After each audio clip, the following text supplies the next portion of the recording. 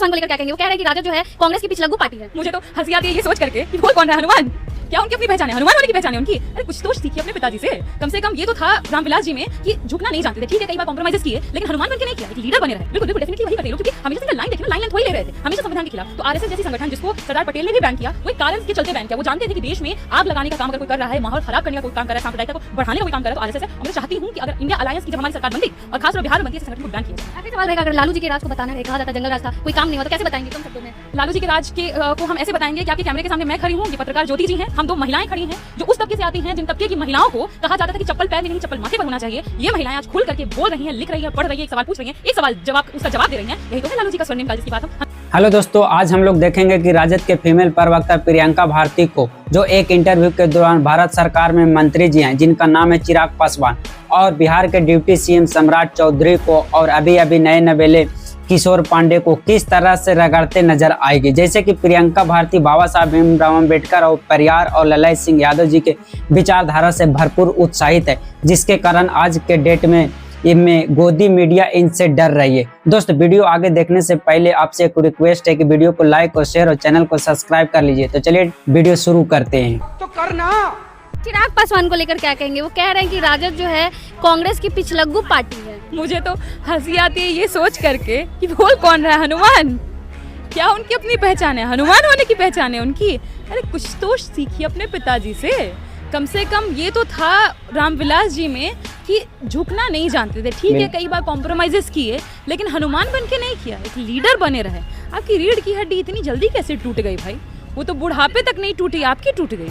और दूसरी बात यह है कि मुझे लगता है कि चिराग जी को ये सब बोलने से पहले खुद सोचना चाहिए। आप उधर पार्टी में सत्ता में एनडीए का हिस्सा आप इसीलिए हैं क्योंकि आपको ही पता है कि आप नहीं रहिएगा तो आपके जीजा कैसे सेट होंगे आयोग में। तो जीजा जी को सेट करवाना है, खुद भी सेट होना है, टिकट भी बेचने हैं। तो इसका मतलब है आपको जनता से कोई मतलब नहीं है, बस पार्टी चलाना है, पॉकेट चलाना है, पेरिस में मजे करने हैं, बस करिए। ठीक है, कोई बात नहीं। प्रशांत किशोर को लेकर क्या कहेंगे? कह रहे हैं कि 9वीं फेल को क्यों पढ़ा लिखा युवा जो है मुख्यमंत्री बनाएगा। प्रशांत किशोर जी को सबसे पहले यही बोलेंगे, जाइए, एगो बिहार दर्पण मिला करता था, बच्चे थे हम लोग, पता नहीं अभी मिलता है कि नहीं।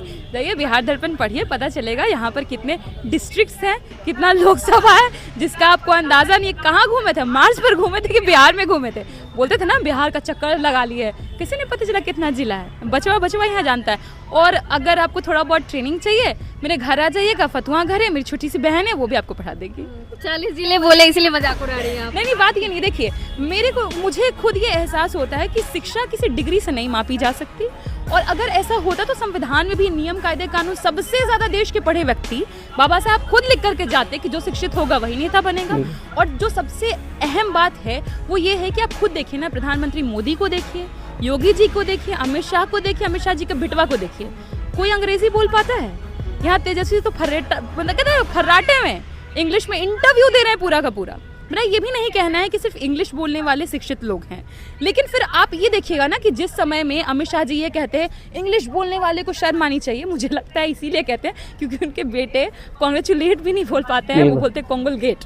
तो इसीलिए हमको लगता है कि उनको लगता हो कि मेरे बेटे की बेइज्जती ना हो जाए, तो चलो देश को बेइज्जत करते हैं। लेकिन 9 में फेल बार तेजस्वी यादव को बोला जाता है, इसको लेकर क्या कहेंगे? देखिए, मुझे लगता है कि तेजस्वी जी ने जो अपनी राजनीति में जगह बनाई है एक लीडर के तौर पर, ये बहुत मुश्किल है। इसलिए मुश्किल है क्योंकि जब आपके पिता इतने बड़े, इतने महान लीडर होते हैं जिनको मसीहा तक वंचितों का कहा जाता है, तो बहुत मुश्किल होता है एक पुत्र को उस छाया से बाहर निकलना। तेजस्वी जी ने 2020 के विधानसभा में आरजेडी को सबसे बड़ी पार्टी बनाकर खुद कंधे से उसको आगे खींच करके सबसे बड़ी पार्टी बनाई कि नहीं बनाई। इसका अर्थ है कि लोग उन पर भरोसा कर रहे हैं। अगर उस समय में वोट चोरी नहीं हुई होती ना, तो हम श्योर हैं कि हमारे मुख्यमंत्री कोई और होते। एक सोए हुए, कहते हैं ना कि जिनको होश तक नहीं है कि उनके साथ क्या हो रहा है, वो क्या बोल रहे हैं, वो क्या कर रहे हैं, कैसी हरकतें कर रहे हैं, वैसे मुख्यमंत्री तो नहीं होते। बिहार में एक युवा मुख्यमंत्री होते। सम्राट चौधरी को लेकर क्या कहेंगे? वो हमेशा कहते हैं कि लालू जी के राज में जो है लौंडा नाच हुआ है, कोई विकास का काम नहीं हुआ, सीएम हाउस से किडनैपिंग होती थी। तो अभी जो तेजस्वी जी के घर के बाहर गोली चली, सम्राट चौधरी जी के घर से आदेश मिला था क्या, या सीएम आवास से आदेश मिला था? डिप्टी सीएम आवास से आदेश आया था। दूसरी बात, लौंडा नाच की बात रही तो बिहारी हैं आप, गुजराती बोल देगा तो हम तो थोड़ा देर मान भी लें कि वो कुछ भी बक देगा। बिहारी आपको तो समझ होनी चाहिए ना, यहाँ की संस्कृति का हिस्सा है। भिखारी ठाकुर से लेकर के जितने भी हमारे महान लोग हुए, जो नाट्य में, नृत्य में सभी लोग रहे, समाज में कुरीतियों को बाहर दिखाने के लिए लौंडा नाच जैसे कहते हैं ना कि एक संस्कृति का, एक नृत्य कला का इस्तेमाल किया गया, क्योंकि महिलाएं उस समय नहीं आ सकती थी। तो पुरुष ही महिला बन करके और उस तरीके से समाज में जैसे दहेज प्रथा, विधवाओं के साथ जो किया जाता था, उस अन्याय को लेकर के सभी लोग आगे उस बात को आगे करते थे। तो आपको तो इस पर गौरवान्वित होना चाहिए। तीसरी बात, सम्राट चौधरी जी खुद बोलते हैं, उनका वीडियो वायरल हुआ था ना, याद है आपको? क्या बोल रहे थे कि बोल रहे थे ना कि लालू जी को गाली देते देते मैं यहाँ पहुँच गया। वो बहुत क्लियर कट हैं, मैं तो कहूँगी होशियार हैं, जानता है हर भाजपा ही नहीं, जो भी राजनीति में आना चाहता है या तो लालू जी के प्रेम में पढ़ करके राजनीति में आएगा या गाली दे करके ही आगे बढ़ेगा। क्योंकि भाजपा के जितने भी नेता हुए या फिर यहाँ से जो हमारा कचड़ा बाकी पार्टी में गया, गाली दे के ही कचड़ा आगे बढ़ रहा है, कोई दिक्कत नहीं है। प्रधानमंत्री मोदी लाल किले से आरएसएस की तारीफ करते हैं, इस पे क्या कहेंगे? करने दीजिए, कर्ज चुका रहे हैं। माता पिता ने पाला, आरएसएस के जो लोग थे उनको पाला, तो कर्ज चुका रहे, बेटा का काम होता है ये सब बोलना। लेकिन जो क्लैरिटी है इस देश में, देश जानता है कि आरएसएस का इस देश की आज़ादी में एक तो योगदान नहीं, दूसरा क्विट इंडिया मूवमेंट से लेकर के जितने भी मूवमेंट्स हुए देश में, पीछे खड़े रहे ये लोग। बिल्कुल और सही। कभी भी देश की आज़ादी में जब योगदान नहीं दिया तो कैसे हम इस संगठन को अपना मान लें? दूसरा कैसे संगठन है? आप देख लीजिए, तिरंगा यात्रा भी निकालते हैं, बिना तिरंगे के निकालते हैं। कारण है इसका बिना तिरंगे के निकालने का। गोलवलकर ने जो अपनी बंच ऑफ थॉट्स किताब लिखी, एग्जैक्ट पेज नंबर तो मुझे नहीं याद आ रहा, लेकिन उसमें उसने मेंशन किया कि ये जो तिरंगा इन लोगों ने अपनाया है देश के लिए, ये कहते हैं ना कि कॉपीड है, मतलब कि इसमें हमारा कुछ नहीं है। फिर संविधान के बारे में भी ये लिखते हैं कि देश में जो संविधान लाया गया उसमें हमारा कुछ नहीं है। तो हमेशा से जो झंडे के खिलाफ रहा, संविधान के खिलाफ रहा, संविधान का तो समीक्षा आयोग का गठन करवाए अटल बिहारी वाजपेयी, उसी रास्ते पर ये लोग निकले हुए।